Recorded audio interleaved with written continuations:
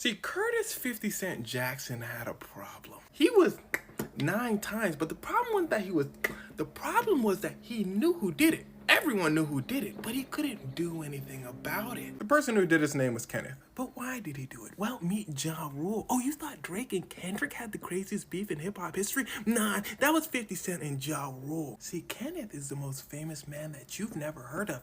See, Kenneth was the godfather of the streets. Everyone looked up to him, and a lot of people sold stuff for him. But Kenneth gets locked up. But when he gets out, he meets a guy named Irv Gotti. Irv Gotti says, I got a kid named Ja Rule. He can really spit. He says, we're doing rap stuff, forget the street stuff. Kenneth says, cool. But see, there was a kid named Curtis who didn't like that very much. See, Curtis was rapping too. Remember when I told you people sold stuff for Kenneth? He was one of those people. He didn't understand why they didn't have his back. But he said, you know what? I'm doing too much. Let me go meet Ja Rule first. So he goes to a video shoot for Ja Rule. He says, hey, I'm 50. Nice to meet you. I rap. Ja Rule says, no pictures. 50 says, no, I'm just saying hi. Ja Rule goes, no pictures. 50 Cent didn't like that very much. He goes home. He comes back. Kenneth watches him. He says, 50, come here.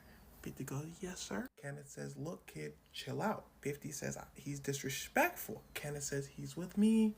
Just chill out, please. 50 says, cool. He can't go over Kenneth's head. Everyone still respects him too much. So 50 makes a song about Ja Rule. He shows Kenneth before he releases it, though. Kenneth says, kid, he says, it's a good song. Just take out Ja Rule's name. You're doing too much. 50 says, okay. He releases the song.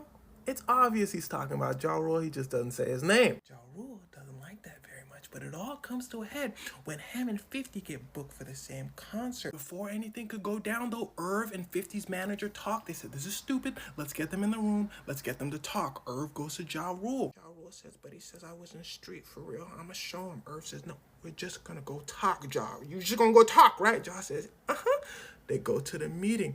Ja pulls up with a bat. 50, still cool as a fan. Goes, hey man, we're here to talk or not? Ja holding the bat, like, why you not scared? Who's street now, huh? Doing all that talking. Everybody like, Ja, come on. He's like, nah, it's done. It's done. He turns back around to 50 and sees a fist flying towards him. He go, oh, we not talking, huh? Yee! 50 hits him in his ting. A brawl breaks out. Kenneth hears about what happened. He goes, I thought I told them to chill out. So he calls a big official meeting. 50 Cent doesn't show up to the meeting.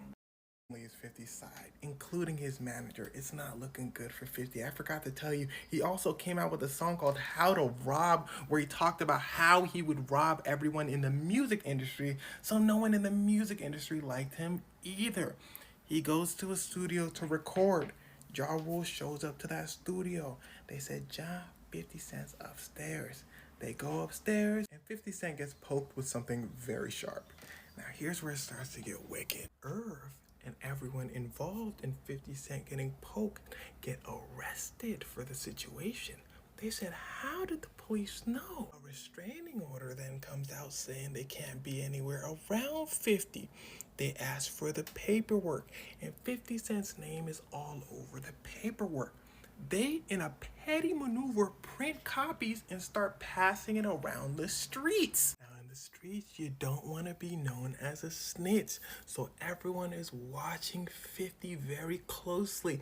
One of his songs then gets leaked called Ghetto Quran. In this song, he's listing out every street dude by name, but the song could be seen as him showing homage to them. Kenneth didn't see it that way. Well, because Kenneth was in a little bit of trouble with the FBI. They find out, listen closely, that 50 Cent's song is in the court documents against him. See, the FBI wanted Kenneth for all the stuff he did in the past. He did his time, but in their eyes, not as much time as they wanted. So that's why Ashanti, Ja Rule, the Erder Inc. crew got in trouble for money laundering. It wasn't for them.